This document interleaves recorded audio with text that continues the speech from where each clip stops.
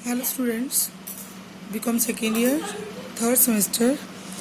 बेटे अपना सब्जेक्ट है कॉरपोरेट अकाउंटिंग। ਇਹਦੇ ਆਪਾਂ इंट्रोडक्शन पोर्शन मैं ਤੁਹਾਨੂੰ करा चुकी ਪਹਿਲਾਂ, ਜਿਹਦੇ ਵਿੱਚ ਅਸੀਂ ਕੀ ਰੀਡ ਕੀਤਾ ਸੀ what is a company, company ਦੇ ਕਰੈਕਟਰਿਸਟਿਕਸ ਜੋ ਆਪਾਂ ਪਹਿਲਾਂ ਹੀ ਰੀਡ ਕੀਤੇ ਹੋਏ ਹੈ। कंपनी ਦੇ ਕਰੈਕਟਰਿਸਟਿਕਸ, ਉਸ ਤੋਂ ਬਾਅਦ distinction between partnership and a company, company ਤੇ पार्टनरशिप ਦਾ डिफरेंस। ਇਹ मैं ਤੁਹਾਨੂੰ ਪਹਿਲਾਂ ਵੀਡੀਓਜ਼ ਆਪਣੇ ਜ਼ੂਮ ਕਲਾਸ 'ਚ ਕਰਾ ਚੁੱਕੀ ਹਾਂ। ਉਸ ਤੋਂ ਬਾਅਦ ਬੇਟਾ ਸੀਗੇ ਕਾਈਂਡਸ ਆਫ ਕੰਪਨੀਜ਼, ਜਿਹਦੇ ਵਿੱਚ limited company, guarantee company, chartered companies, private company, public company, ਇਹ ਸਾਰੀਆਂ ਟਾਈਪਸ ਆਪਾਂ ਕਰ ਚੁੱਕੇ ਹਾਂ। ਠੀਕ ਹੈ। ਦੈਨ ਨੈਕਸਟ ਟੌਪਿਕ ਸੀਗਾ difference between private company and the public company. ਹੁਣ ਇਹਨਾਂ ਸਾਰੇ ਟੌਪਿਕਸ ਤੋਂ ਬਾਅਦ ਆਪਣਾ ਅਗਲਾ ਟੌਪਿਕ ਆਉਂਦਾ formation of a company. Company ਕਿਸ ਤਰ੍ਹਾਂ ਬਣਦੀ ਹੈ, ਫਾਰਮੇਸ਼ਨ ਆਫ ਏ ਕੰਪਨੀ। ਕਿਸੇ ਵੀ ਕੰਪਨੀ ਨੂੰ ਬਣਾਉਣ ਦੇ ਲਈ ਬੇਟਾ ਹੁਣ ਆਪਾਂ ਨੂੰ ਇਹ ਪਤਾ ਹੈ ਵੀ ਕੁਝ ਕੰਡੀਸ਼ਨਸ ਹੁੰਦੀਆਂ ਨੇ। ਅਗਰ ਅਸੀਂ ਕੋਈ ਵੀ ਕੰਪਨੀ ਇਨਕੋਰਪੋਰੇਟ ਕਰਨੀ ਹੈ, ਕੋਈ ਵੀ ਕੰਪਨੀ ਬਣਾਉਣੀ ਹੈ, ਤਾਂ ਪਬਲਿਕ ਕੰਪਨੀ ਦੇ ਲਈ ਮਿਨੀਮਮ 7 ਮੈਂਬਰਸ ਅਤੇ ਪ੍ਰਾਈਵੇਟ ਕੰਪਨੀ ਦੇ ਲਈ ਮਿਨੀਮਮ 2 ਮੈਂਬਰਸ ਦੀ ਆਪਾਂ ਨੂੰ ਜ਼ਰੂਰਤ ਹੁੰਦੀ ਹੈ। ਜਦੋਂ ਕੋਈ ਵੀ 7 ਪਰਸਨਸ ਇਕੱਠੇ ਹੁੰਦੇ ਨੇ ਪਬਲਿਕ ਕੰਪਨੀ ਲਈ ਅਤੇ 2 ਮੈਂਬਰਸ ਪ੍ਰਾਈਵੇਟ ਕੰਪਨੀ ਦੇ ਲਈ, ਉਹ ਮਿਲ ਕੇ ਆਪਣੀ ਮਰਜ਼ੀ ਦੇ ਨਾਲ ਵੋਲੰਟਰਲੀ ਐਸੋਸੀਏਟ ਹੁੰਦੇ ਨੇ ਕਿਸੇ ਲੌਫੁਲ ਪਰਪਸ ਦੇ ਲਈ, ਤਾਂ ਉਦੋਂ ਕੰਪਨੀ ਇਨਕੋਰਪੋਰੇਟ ਹੁੰਦੀ ਹੈ। ਕੰਪਨੀ ਦੀ ਫਾਰਮੇਸ਼ਨ ਦੇ ਲਈ ਕੰਪਨੀ ਦਾ ਰਜਿਸਟਰਡ ਕਰਾਉਣਾ ਜ਼ਰੂਰੀ ਹੁੰਦਾ ਹੈ। ਜਿਸ ਤਰ੍ਹਾਂ ਆਪਾਂ ਪਹਿਲਾਂ ਹੀ ਪੜ੍ਹਿਆ ਹੋਇਆ ਕਿ ਪਾਰਟਨਰਸ਼ਿਪ ਫਰਮ ਨੂੰ ਰਜਿਸਟਰਡ ਕਰਾਉਣਾ ਜ਼ਰੂਰੀ ਨਹੀਂ ਹੁੰਦਾ, ਬਟ ਇੱਕ ਪਬਲਿਕ ਕੰਪਨੀ ਨੂੰ ਰਜਿਸਟਰਡ ਕਰਾਉਣਾ ਜਾਂ ਇੱਕ ਕੰਪਨੀ ਨੂੰ ਰਜਿਸਟਰਡ ਕਰਾਉਣਾ ਜ਼ਰੂਰੀ ਹੁੰਦਾ। ਇਨਕੋਰਪੋਰੇਟ ਆਪਾਂ ਕਰਾਉਂਦੇ ਹਾਂ। ਠੀਕ ਹੈ। ਤਾਂ ਇਸ ਕਰਕੇ ਕੰਪਨੀਜ਼ ਐਕਟ 2013 ਦੇ ਅੰਡਰ ਉਹਨੂੰ ਰਜਿਸਟਰਡ ਕਰਾਇਆ ਜਾਂਦਾ ਹੈ। And without the following documents are to be filed. ਜਦੋਂ ਕੰਪਨੀ ਨੂੰ ਰਜਿਸਟਰਡ ਕਰਾਉਣਾ ਹੁੰਦਾ ਹੈ ਤਾਂ ਕੁਝ ਜ਼ਰੂਰੀ ਡਾਕੂਮੈਂਟਸ ਹੈ ਜਿਹੜੇ ਫਾਈਲ ਕੀਤੇ ਜਾਂਦੇ ਨੇ, ਅਤੇ ਰਜਿਸਟਰਾਰ ਨੂੰ ਉਹ ਜਿਹੜੇ ਸਾਰੇ ਡਾਕੂਮੈਂਟਸ ਹੈ ਉਹ ਸਬਮਿਟ ਕਰਾਏ ਜਾਂਦੇ ਨੇ। ਉਹ ਡਾਕੂਮੈਂਟਸ ਕਿਹੜੇ ਨੇ, ਹੁਣ ਦੇਖੋ। ਸਭ ਤੋਂ ਪਹਿਲਾਂ ਆਪਣੇ ਕੋਲ ਆਉਂਦਾ ਹੈ ਮੈਮੋਰੈਂਡਮ ਆਫ ਐਸੋਸੀਏਸ਼ਨ।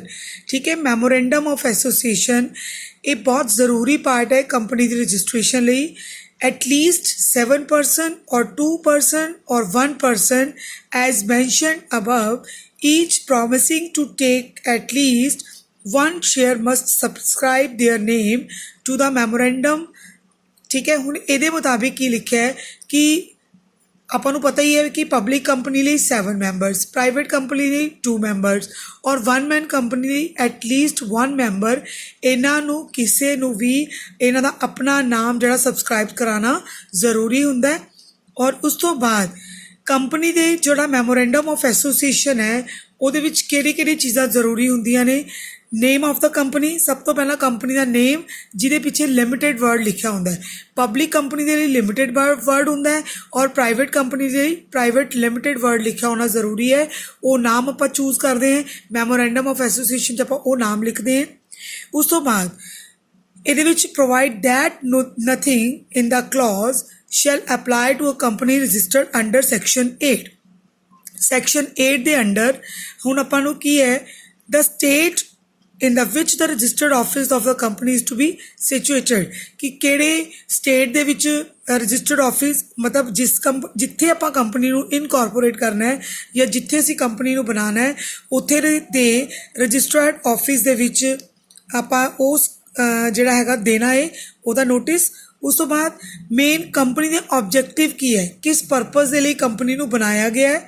ਫਿਰ ਉਸ ਤੋਂ ਬਾਅਦ liability of the members, company ਦੇ ਜਿਹੜੇ ਮੈਂਬਰਸ ਹੈ ਉਹਨਾਂ ਦੀ ਲਾਇਬਿਲਿਟੀ ਕੀ ਹੋਊਗੀ, ਲਿਮਿਟਿਡ ਜਾਂ ਅਨਲਿਮਿਟਿਡ। ਠੀਕ ਹੈ। ਉਸ ਤੋਂ ਬਾਅਦ amount of share capital with which the company is to be registered, ਕਿ ਕਿੰਨੀ ਸ਼ੇਅਰ ਕੈਪੀਟਲ ਦੇ ਨਾਲ ਕੰਪਨੀ ਨੂੰ ਆਪਾਂ ਰਜਿਸਟਰਡ ਕਰਵਾ ਰਹੇ ਹਾਂ। ਠੀਕ ਹੈ। ਤਾਂ ਮੈਮੋਰੈਂਡਮ ਆਫ ਐਸੋਸੀਏਸ਼ਨ ਦੇ ਵਿੱਚ ਇਹ ਸਾਰੇ ਡਾਕੂਮੈਂਟਸ, ਇਹ ਸਾਰੀਆਂ ਚੀਜ਼ਾਂ ਲਿਖੀਆਂ ਹੋਣੀਆਂ ਜ਼ਰੂਰੀ ਨੇ।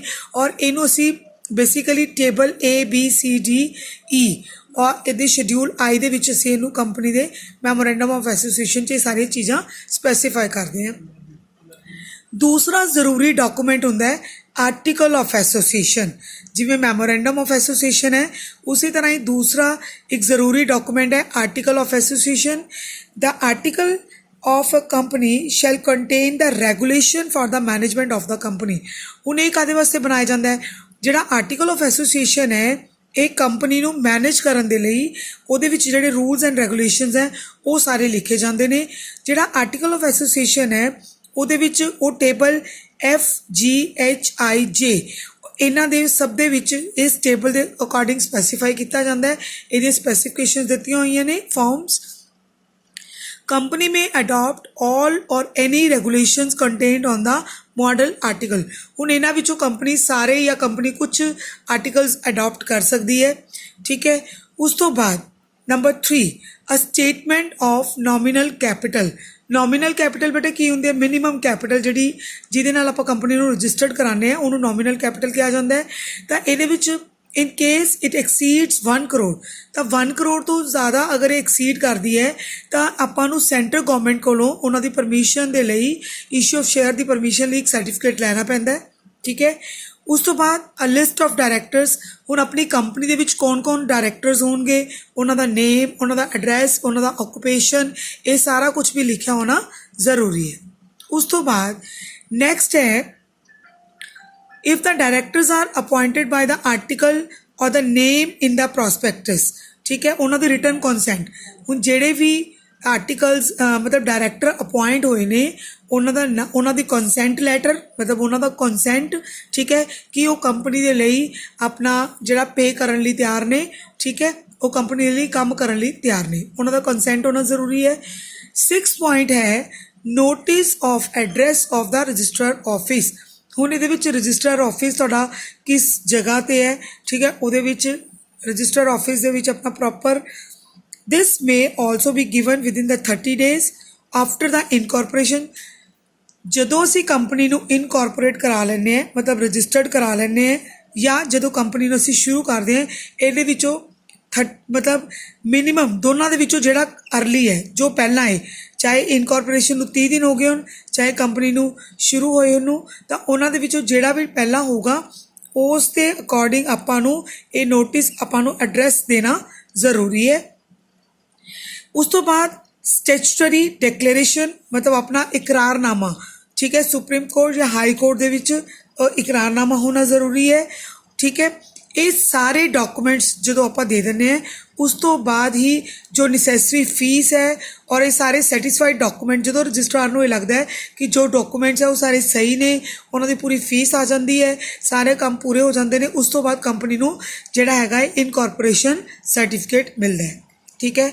ਤਾਂ ਇਹ ਫਾਰਮੇਸ਼ਨ ਦਾ ਫਰਸਟ ਪਾਰਟ ਹੈ ਕਿ ਫਾਰਮੇਸ਼ਨ ਕਰਾਉਣ ਦੇ ਲਈ ਪਹਿਲਾਂ ਕੰਪਨੀ ਨੂੰ ਇਨਕੋਰਪੋਰੇਟ ਕਰਾਉਣਾ ਜ਼ਰੂਰੀ ਹੈ। ਤਾਂ ਇਹ ਸਾਰੇ ਡਾਕੂਮੈਂਟ ਸੀਗੇ ਜਿਹੜੇ ਇਨਕੋਰਪੋਰੇਸ਼ਨ ਦੇ ਵਿੱਚ ਜ਼ਰੂਰੀ ਹੁੰਦੇ ਹੈ, ਜਿਨ੍ਹਾਂ ਵਿੱਚੋਂ memorandum of association, article of association, ਇਹ ਦੋਨੋਂ ਬਹੁਤ ਇੰਪੋਰਟੈਂਟ ਹੈ। ਇਹ ਸਾਰੇ ਡਾਕੂਮੈਂਟ ਪੂਰੇ ਕਰਨ ਤੋਂ ਬਾਅਦ ਹੀ ਅਸੀਂ ਕੰਪਨੀ ਨੂੰ ਇਨਕੋਰਪੋਰੇਟ ਕਰਾ ਸਕਦੇ ਹਾਂ, ਠੀਕ ਹੈ ਬੇਟਾ। ਨੈਕਸਟ ਟੌਪਿਕ ਤੁਹਾਡਾ ਆਊਗਾ ਕਮੈਂਸਮੈਂਟ of business.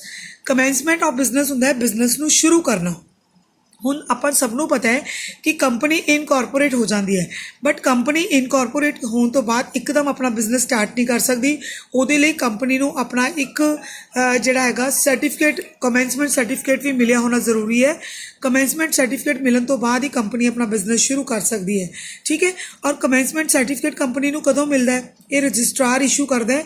Registrar will issue the certificate when only the shares up to the amount of minimum subscription have been allotted, कि जिन्नी minimum subscription है वो allot हो चुकी होवे, ठीक है।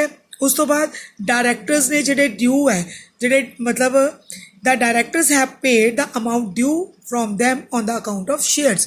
जेडे board of directors बने ने जो भी उन्होंने दे लिए जो भी shares ने ओदी जेडी amount due है उन्होंने पे कर दिती होवे, ठीक है।